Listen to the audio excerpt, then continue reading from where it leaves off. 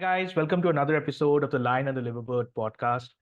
Today it's going to be a very special episode because this will be a discussion of one of the greatest nights in Liverpool's history and possibly in Champions League history. Obviously, I am referring to the 2005 Champions League final where Liverpool somehow managed to defeat AC Milan after extra time on penalties.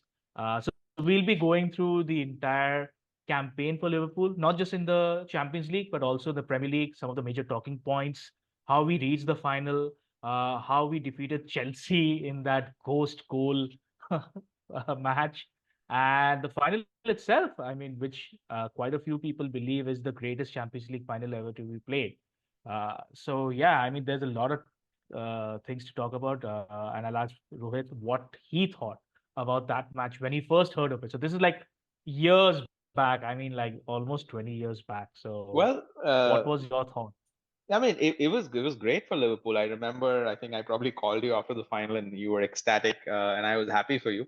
But a couple of things, right? Just to kind of set the context for the podcast, we are going to come out with another, podcast along these lines where we'll talk about Chelsea's triumph at Munich.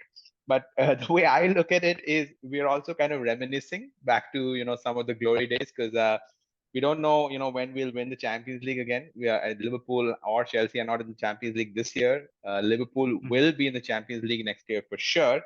But the way Real Madrid is stacking up superstars, I don't know how other teams are going to compete against them. Let's see if they end Yeah. up So, as signing long Mbappe. as we don't face Real Madrid, we end up winning the Champions League. That's Oh, that's the that's one kind of thing. funny. Yeah, yeah, yeah. Yeah. So that's happened every year. I think that we won the Champions League, at least in my memory, at least. Yeah, yeah, yeah. Okay, so let's just get into it, Hadim. Yeah, just give us a brief account of that particular season and the events leading up to the Champions League.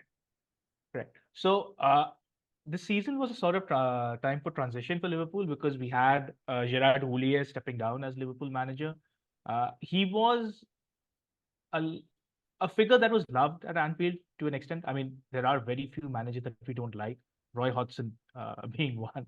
But many people thought that his time had come to an end. Houllier did lead us to uh, a treble of sorts, where we won actually a quadruple. We won 5 trophies in the 2001 season. But it was they weren't the major trophies. We did win the UEFA. Uh, what was it called? Not the Europa League, right? It was called the UEFA Cup at that time. So we Yeah, won that UEFA Cup. Yeah. and a few other trophies. We got in place Rafael Benitez. Now, Rafael Benitez was an astute Spanish manager who had led Valencia to a couple of I La remember Liga that. titles Yeah. and also a UEFA Cup. He did, I believe, lose the Champions League final as well. I'm not quite sure about that. But there was a lot of expectations coming from him because he was one of the few people to actually win a La Liga title, which Real Madrid or Barcelona did not win. So taking Valencia to this thing was Yeah, great. yeah. Those days were And good, right? Valencia, Deportivo La Coruña, those were teams that there were was a doing Real good. Sociedad team. Yeah, Uh, yeah, yeah. they were really good. So I mean, it was fun, right? Yeah. Mm. So the thing was that we see a lot of players coming in, a lot of players going out. One of the biggest talking points was Michael Owen wanting to leave in the summer. Now he was the reason I started following Liverpool, Mm-hmm. and I believe he made a hue and cry out of this, and he ultimately ended up going to Real Madrid, where we got £8 million and Antonio Nunes tenner for him. Mm. Uh, yeah, yeah. I believe he was in the last year of his contract also, but Okay. you can pretty much understand how it would have felt for a Liverpool fan to see a talented striker like Owen leave. Mm. Well, at least he didn't join a Premier League club at that time. That's kind of He went to interesting, Man. right? Like him Yeah, kind of yeah, jumping ship to Real Madrid. I would assume he would have never thought in his wildest dreams that, Liverpool is going to win the Champions League this season.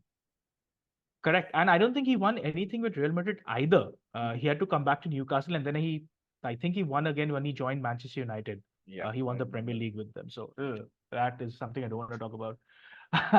So yeah, we got in a lot of Spanish players. One of the biggest names that we did bring in was Xavi Alonso, Mm-hmm. Luis Garcia. He was playing at Barcelona at that time, and we also got in Josemi, Antonio Nunes that I spoke about. We got Mauricio Pellegrino Mm. on a free transfer, and then also Fernando Morientes, another former Real Madrid player. So Rafa Benitez was using his contacts in the Spanish league to get us players from there. Yeah, But It's funny you Apart guys from got maybe, Javi Alonso. Again, that name is coming up again in a different context, yeah, but yeah. maybe, yeah. That was a change in the time and the setting and everything. It's going to be a change in the time and setting when Jurgen Klopp leaves. Let's see. So yeah, we got a lot of Spanish players in, but apart from I think Alonso and Garcia, nobody really clicked for us. Hmm. But we'll get into that and other these things. Now, obviously, the biggest thing was to keep our place in the Champions League. We had been out of the Champions League for a while. I remember there was one season, I think it was the first season Abramovich took you guys over, and the last game of the season was a Liverpool Chelsea match, and it Yeah, was yeah, basically whoever wins that match ends yeah, up going to the Champions League. And I think it was yeah, Jesper Gronkia.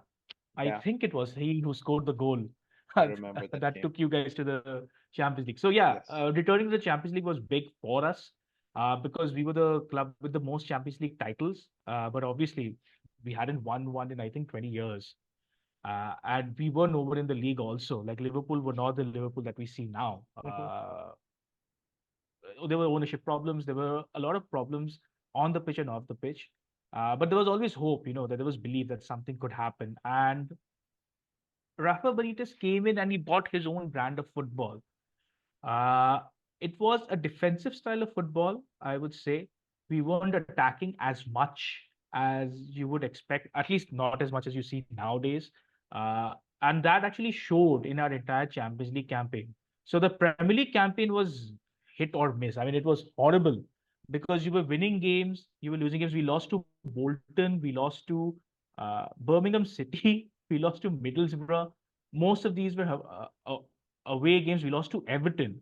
I think we lost both games to Chelsea. Wow. So I was just going through the list. We That's lost. kind Oh, of wow. that's very interesting though. Sorry to interrupt here Yeah. because I think I was listening to a podcast somewhere where they were talking about why Liverpool historically did better in cups than leagues, and the one of the main reasons was just the fact that Anfield is such a cauldron and it's such a hard place for an away team to come.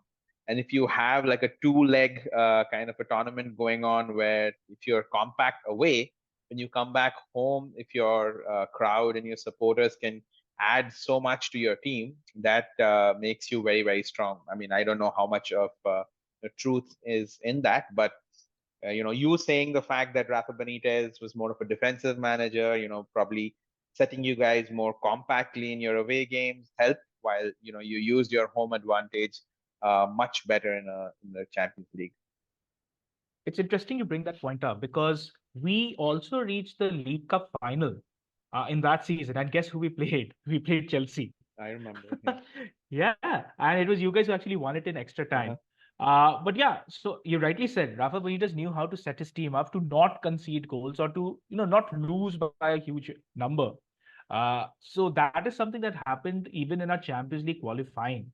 So we were up against some club called Grasser AK. We won the away leg 2-0. But we lost the home leg 1-0. Now, had they scored another goal, it would have gone into extra time, and who knows, we might have been kicked out. Uh, and we didn't actually have the easiest of draws either Hmm. into the group stage. So we had Olympiacos, which were an okay team. We had Deportivo La Coruña, who was still decent Yeah. at that time. And we had Monaco. Now, obviously, Monaco aren't that great now, but they were still a decent team back then also. It was a fairly even group, I would say, but you would expect us to qualify, even though we hadn't been in the Champions League for a while. Uh, but the Champions League group stage also did not go as expected. So we won the first game easily. The second game was a big kick for us because we lost to Olympiacos away. The third game we drew against Deportivo at home. The fourth game we defeated Deportivo away, which was huge for us. The fifth game we again lost to Monaco, and the sixth game is possibly one of the greatest moments of Steven Gerrard's career.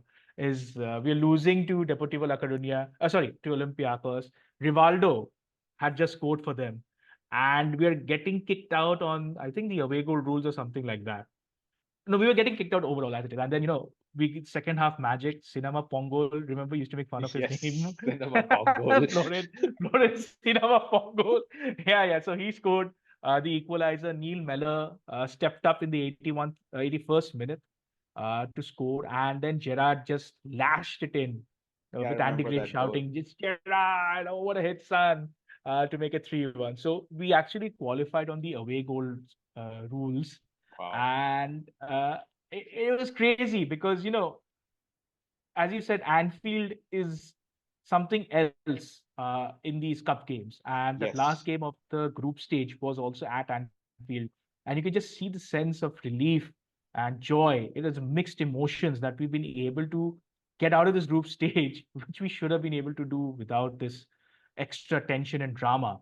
I don't know And about that. Like you said, the teams were pretty. The teams you were up against, they were pretty tough, right? And then it wasn't like Liverpool was filled with stars. They were also a team in transition, so it was a pretty close group. And then the fact that you guys made it out of it probably gave you some more hope. yeah, true, true. So my point of view is that because Rafa Benitez is someone who knows European football very well, you'd expect him to do a little better. Obviously, I think in hindsight, you have to cut him some slack because it's his first season in England. Yes. Oh He's yes. understanding the sport. It's a completely new club. Hmm. He's bought in 6, 7 different players. So I can see where you're coming from, but we're so accustomed to people just kicking on as soon as they come in, right? You sometimes lose sight of what is actually at the end, like what you're looking to do, what he's trying to set up. So Rafa Benitez wasn't just going to be here for one season. He obviously was going to make something at Liverpool. We got drawn. Uh, I Yeah, sorry. Quick question about what you guys felt about Rafa Benitez's style, right? Of course, Liverpool is known to play attacking football, and we were just talking about how Rafa Benitez was kind of a defense first, safety first kind of a manager. What did you guys as fans feel about the direction that he would eventually take you guys? So I started watching Liverpool properly during the Gerrard era, and he wasn't the most attacking manager either.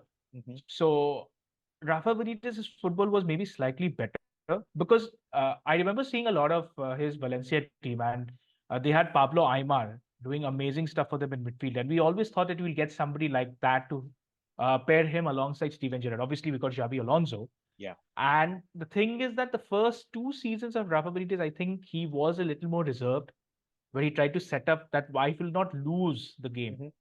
Then I will think about winning it. But the third season onwards, I believe we went more attacking, especially in that, I think, 2008-9 season, where we came close to winning the title. We gave Manchester United a run for their money. So obviously, he didn't have the right players at that time because, Fernando Morientes and Jibril Cisse were not going to become great strikers for you. When we got Fernando Torres in, that's when things started to click for us because Yeah. Gerard, Torres, and Alonso, they had a great connection. Hmm. We had some decent wingers helping us. Our defense was much better also. So Benitez did evolve his team and his playing style, etc. later on, but initially it was very safety first, and I think it was okay because obviously his thought was, I will not lose the game, and then we'll see how it goes. Again, uh it's a very interesting point here, right? I was listening to again of different podcast, and they were talking about the managers these days and who are the managers who kind of try to impress and try to play a really good brand of football when they don't have the resources to do it necessarily, right? So I would assume that from the get-go, when Benitez took over, Liverpool probably did not have the players to play the most expansive brand of football. But these days, a lot of managers who are careerists, so to speak, who like people like Vincent Company, he's playing at Burnley. He should be playing a different, more defensive brand of football, but he's not, right? He's trying to attack and he's losing like 4-0, 5-0. So that's kind of interesting. You have to adapt to the resources that you have. And like you said, Benitez did a good job of that because later on, when he had better players, he did evolve his game. oh yeah, that's a very interesting point to put up. Yeah, Company is one example of this, that he wants to play attacking football. So his team does very well in the championship, Yeah. but they move up to the Premier League and it's a completely different level. Yeah. And he hasn't changed his style. So kudos to him for sticking to something he believes in.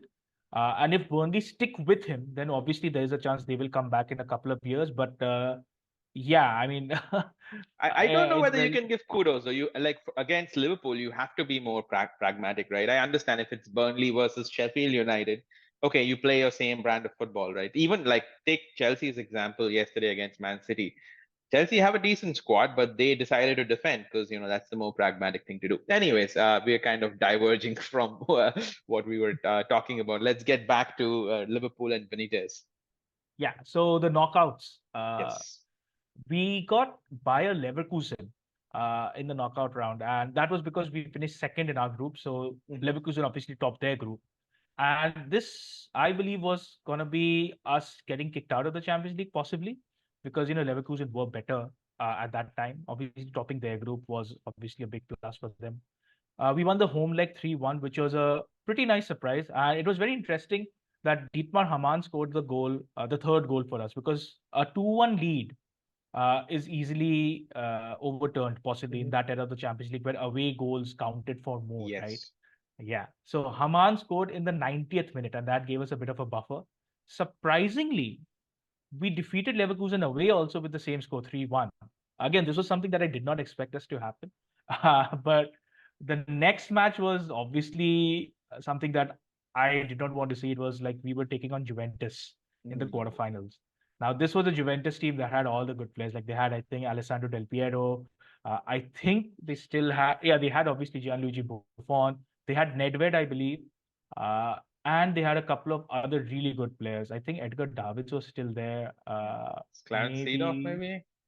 no, Seedorf was in Milan. So Okay. Juventus, I remember this team was really good. They reached the 2002, 3 or 3-4 Champions League final, which they lost to Milan on Mhm. penalties, I believe.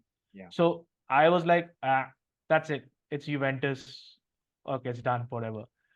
We won the first leg 2-1, and that was because of an amazing goal by Luis Garcia. The ball came flying out from somewhere, and from outside the box, he just lashed in a volley which looped over Buffon. But I think it was who scored for? I think it was a Carragher own goal or something that Juventus got, which really deflated us. And then away from home, you're playing at, I think it was the Stadio dell'Alpi at that time. You expect Juventus to get the job done. They're an Italian team. They know that they just need a couple of goals. They know, in fact, they just needed one goal. Yeah. To So go through. you expect them to shut up shop. They'll hit you. They'll get that goal, and that's it. It's over. But Jamie Carragher and Sami Hyypiä put up the most amazing defensive display I've seen for at that time. They just shut Juventus up. There was nothing they could do, and we came out with a nil-nil draw. So that gave us uh, passage into the next round, where we ended up facing Chelsea, and we know how that went. I So the first remember match that. was also, yeah, the first match was also very interesting. Uh, we played at Stamford Bridge, and I think it was a dull nil-nil affair. I think Jose Mourinho was there. Yeah, Jose Mourinho Yeah, was there. Oh that's wow. where the Mourinho and Rafa Benitez rivalry Yeah, kind of yeah, kicked off, yeah. and it became ugly at one point of time. I remember there was like, Jose Mourinho said something about Rafa Benitez being overweight for some weird reason. I don't Fat know. waiter. Yeah, Yeah, yeah, yeah, yeah. exactly. That What was what's said. going on? So yeah, Jose Mourinho, Rafa Benitez took off. I think they both came to England in the same year. Yeah, yeah, yeah. Mourinho won the Champions League with Porto, and he joined Chelsea the season after. And Rafa Benitez obviously came from Valencia. So there was already a bit of a rivalry, and I think Jose Mourinho was flying with Chelsea in the first season. You guys won the Yeah, league that year, right? yeah, I think so. Yeah, he definitely won the Right. league the first year he was there. Yeah. Special So one. Yeah, yeah, special. And you expected him to take your team. Like your team was yeah, obviously good. It had Lampard. I think it had a couple of the Porto players also. yeah, So yeah, you yeah, expected the team to at least reach the final of the Champions League, and Chelsea are just a step away. And then we played the semi-final second leg at Anfield, yeah. where Luis Garcia scored that crazy, debatable ghost goal. I think so. I've seen as many replays as there are of all the angles. I still don't know if the ball went over the line and all or not. I do believe that the crowd played a role in the goal being given. That's what Anfield did. Yeah, I mean, of course. I mean, that's part of the home advantage, right? I mean, yeah, you're supposed to be behind your team, maybe intimidate the ref a little bit. I mean, that's part Yeah, of yeah. the game. Yeah, So again, we got that goal. We shut up shop. I think there were chances. I think Chelsea had a lot of good chances. And one huge or big memory of that match was in the 93rd minute. Ida Gudjonsson, the ball was coming flying towards him. He's in the box, and he has this beautiful chance to just smash it into the net. Obviously, the goalkeeper was there, but the angle was perfect, and it's a volley, and he smacks it, and it just goes wide. And you can see the Chelsea players just understand and realize that, oh God, we've lost the chance because the draw would have obviously taken them through, Yeah. and they just crumpled. And that was that. Like Liverpool had reached the Champions League final for the first time in 20 years. It's crazy because European nights are what Anfield is known for. Yeah. And we hadn't seen that since for a long time. So we won the UEFA Cup in 2001, but the UEFA Cup is not the Champions League because you don't get to face the toughest European teams. Yes. And you So hadn't even won, the Premier League for the longest time, right? So there was drought for the longest period of a significant trophy. yeah, correct. So that's that. And oh, the final was something else, man. I mean, what can you say? So this was actually the Istanbul. first, yeah, Istanbul. So this was the first Champions League final that I watched live on TV.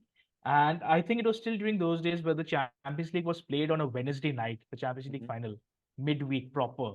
And so the two teams, I mean, you couldn't separate them or make them more on the other side of the spectrum.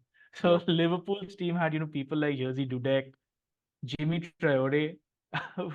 We've spoken a lot about Jimmy Traore in our school days. We Jimmy had with a Milan Baras. D, right? Yeah, Jimmy. Yeah, with a D. Yeah. So a funny thing. So in the FA Cup that season, we faced Burnley, and we were knocked out by a Jimmy Traore own goal because he tried to do a 360 in our own box and the ball went into the back of the net. I'm not making this up. It's true. Yeah. Oh boy. So yeah. So he was our I think he was our left back. So yeah. And if I say the Milan team, just read the name out, and even also obviously I'll read the subs bench. You'll see that all of these players are actually proper legends. In fact, I believe every single player on this list uh, is one of those legend players on FIFA like football. So you got Dida, you got Cafu, you got Jaap Stam, you got Alessandro Nesta, you got Paolo Maldini, you got Andrea Pirlo, you got Gattuso, Clarence Seedorf, Kaká, Andre Shevchenko, Wow. and Hernan Crespo. Wow. That That's is the an all-star starting lineup. team. Yeah, that is an all-star team if you And can, they have one of assemble the one. best managers of all time. I think it was this guy, right? Carlo Ancelotti. Yeah, I think so. Yeah, I think it was Carlo. Yeah. Yeah, Carlo Ancelotti. Yeah, So he's they're still winning. he's still winning. And their the substitutes were also just as good. So they had Yondal Thomason, Rui Costa, Serginho, Costa Curta, Kaka Kaladze, Christian Abiati, and then we had an Indian connection there, Vikas Dholasu. Oh, wow. Oh, Yeah, interesting. you remember Interesting. him also, Yeah, yeah. yeah, yeah, yeah, yeah. This was our subs bench, by the way. Scott Carson, who's still playing at Man City, Hmm. Josemi, Haman, Antonio Nunes, Igor Bishkan, Vladimir Svitzer, and Jibril Cisse. Okay. Yeah. So, Very, I very mean, close. No, actually, no. Oh, no. so, so, I mean, the final, I mean, reaching the final itself was a big deal. And so, just for me, just to get to that final was a big talking point. I wasn't expecting anything from the match. Obviously, I wanted us to win. But seeing that Milan lineup, right? And at that time, I would say I think we had 2 to 3 world-class players, Alonso, Gerrard, and maybe Carragher and Hippier, maybe Luis Garcia. Not too sure about the rest. Yeah, the last So few names are definitely maybes. I'd yeah, say Xabi Alonso and Gerrard. Yep. yeah, and Javi Alonso was in his first season here. Yeah. The funny thing was that we were so poor in goal scoring that season. 3 players topped our scoring charts with just 13 goals in all competitions. Wow. Gerrard scored 13, Luis Garcia scored 13, and I think Milan Barra scored 13. Can you imagine any top team in the world having that kind of a scoring record? Yeah, We've yeah, yeah. got Mohamed Salah Definitely who's scoring 20 goals and assisting on 15 himself. Yeah, yeah. already alone, and this was what it was. So And the match pretty much went according to what people would expect, at least in the first half. it was horrible viewing for me. Like Milan started with like there was something wrong with them. Like they wanted to get the match done ASAP. Paolo Maldini scored in the first minute of the game. First free kick comes towards him and just smacks it in. And then we tried to. be a little careful and not concede. But then the end of the first half was just, two sucker punches to a boxing rival or something at the end of the first round or something like that. So Hernan Crespo scored a very good goal the first time around in the 39th minute. The goal in the 44th minute is a thing of beauty. It's Kaká who gets the ball right, and he plays this outside of the foot pass on the ground, and Jamie Carragher's trying to stretch, and he just evades him. And Crespo gets the ball, and first time just shoots it past Dudek, and it's an amazing finish. It's an amazing goal. It's 3-0, half time. It's an Italian side. Ancelotti has won this before. It's over. The game is over. And truthfully, this was at around 1:15 a.m. Indian time, our time. Yeah. And I was like, I'm turning it off. There is no point watching this. And I was just waiting for the banter the day after, because I knew you were going to be there. I knew a lot of the Yeah. United fans were going to slaughter me That's what and happens when you Liverpool. score a ghost goal against Chelsea. So yeah, I was prepared for that. I was like, oh, what the hell? What's going on? What is going on? And for some reason, truthfully, I have no idea why. For some reason, I decided to watch at least 5 to 10 minutes of the next half. I don't know why I did that, because normally I would go to bed. It's late. I was We were still in our school days, right? Yeah, Yeah, we were still in for school. sure. Yeah. So obviously, parents aren't happy if somebody's staying up till 2 a.m., 3 a.m. And I knew this match was gonna be till 2:30 a.m. But I thought, what's the hell? I mean, what am I gonna lose? Max, we lose 5-0 or something. But I stayed up, and thank God I did, because we pulled off one of the greatest comebacks. 6 minutes of madness, the Yeah. Miracle of Istanbul. Gerrard scored the first goal. It was a header from a Risa cross, 54th minute.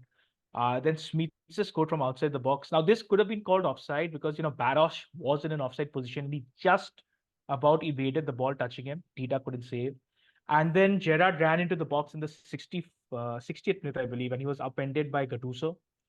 We got the penalty. Xabi Alonso stepped up to take it. I was sure Gerrard was going to take it, but Alonso took it, and Dida saved it.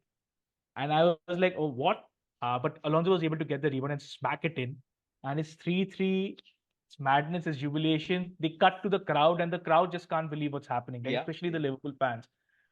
Because, stuff like this you don't see all the time. It might be And you're level more by normal 60 now. minutes, you said, right? Correct, yeah. Oh, wow. Yeah. So we were 3-0 down in the 45th minute, and by the 60th minute, we were level against that AC Milan team. I don't know. They And I probably think, started like drinking wine and eating cheese at halftime or something. AC Milan. yeah, we need to know what Ancelotti did, Yeah. because it's crazy. You don't expect any team in that era of football, like Yeah. we're talking, yeah, 20 years back. You don't expect any team to concede 3 goals in 15 minutes, right? It Mhm. happens nowadays because teams employ different formations, tactics, and there are teams who are much more aggressive. But Liverpool were not an aggressive team at that time. AC Milan had the better players. They Yeah. could have just shut up shop. And I don't know, some things happen. So it went to 3-3, and I can't believe it. I'm jumping up and down. I really don't know what's happening. And we didn't have mobile phones or anything back then. The internet was really slow. Yeah. So I don't know what's Dial in going on. And I'm internet. saying, oh, yeah.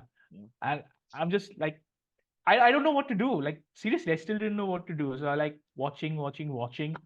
And after that, I think we went back into a shell. I think Benitez decided, maybe we just hold on to what we have and see what happens and try to break uh, Milan whenever we can. And then it was just a Milan barrage, Mhm. especially in extra time.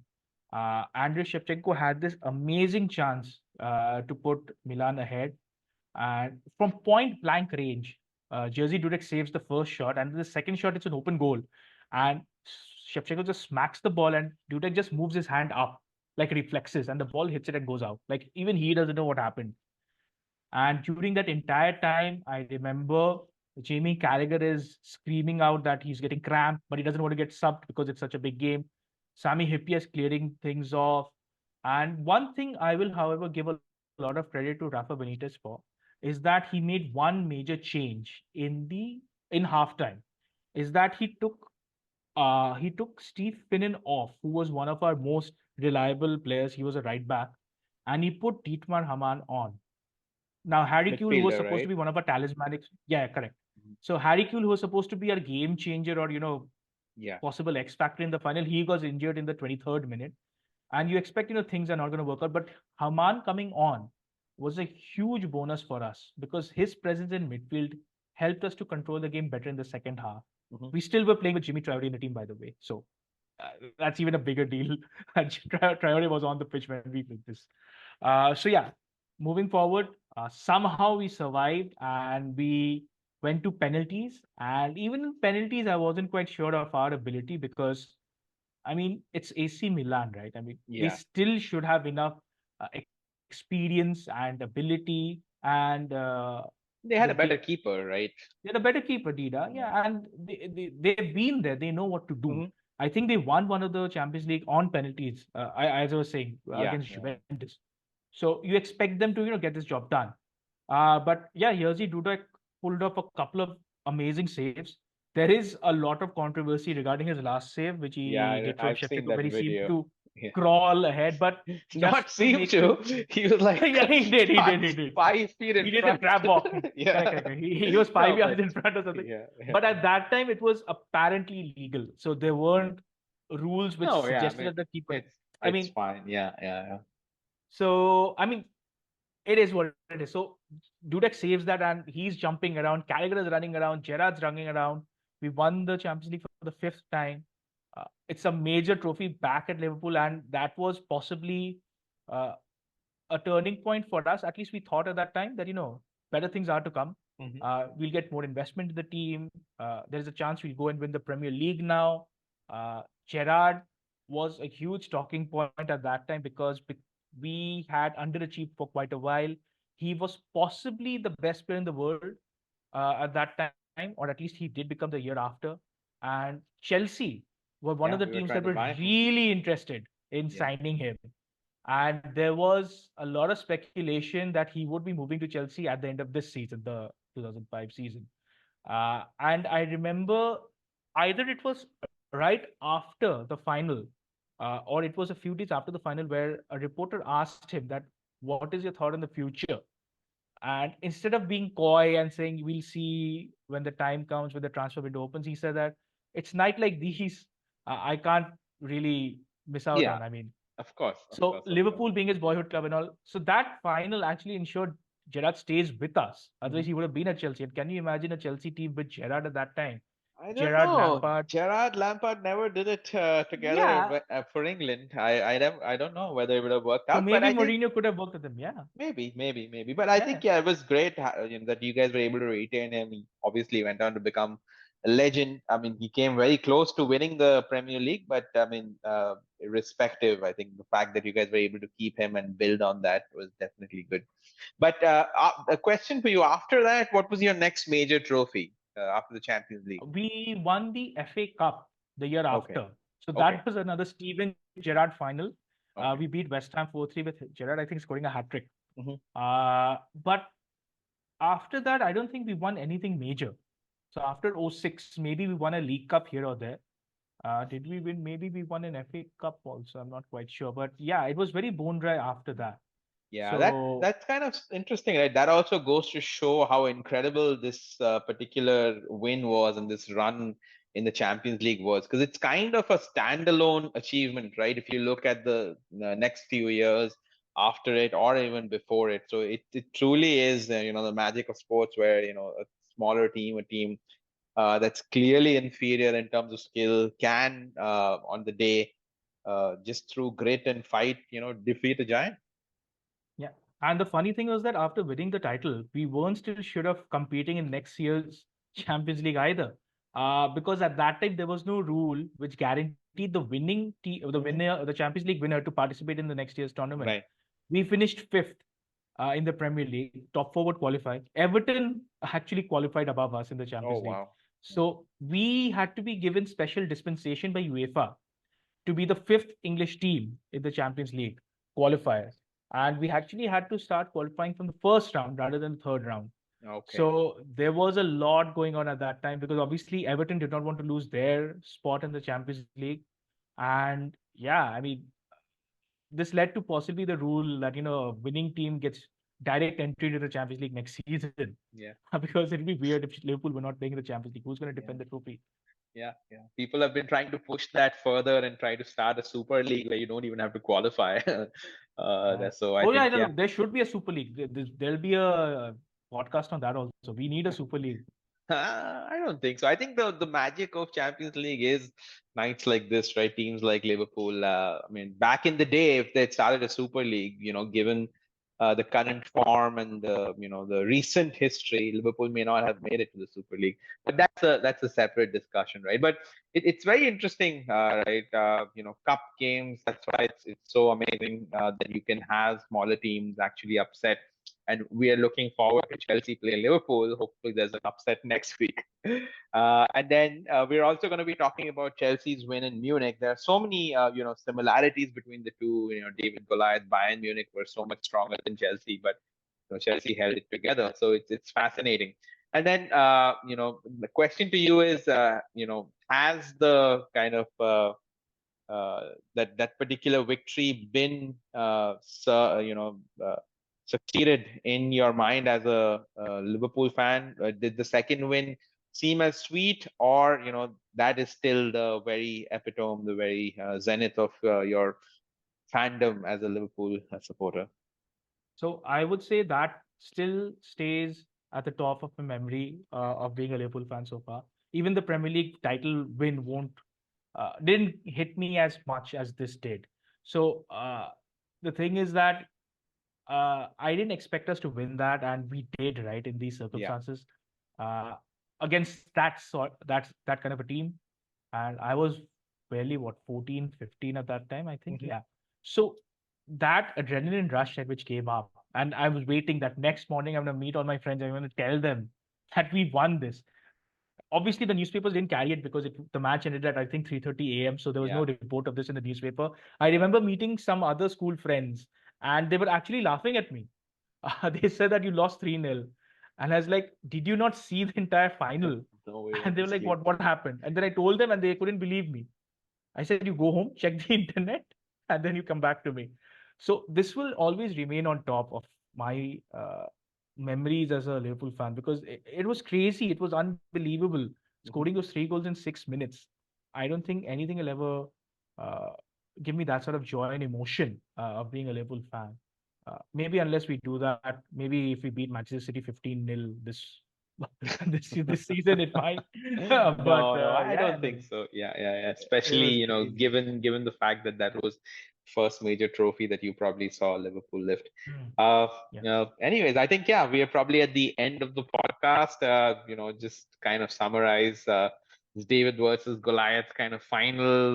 Stuff of legends. Istanbul '05 will always be spoken about, and it'll serve as inspiration for any small team fighting against a big team, any Yeah. small team Speaking of losing at which, halftime. Yeah.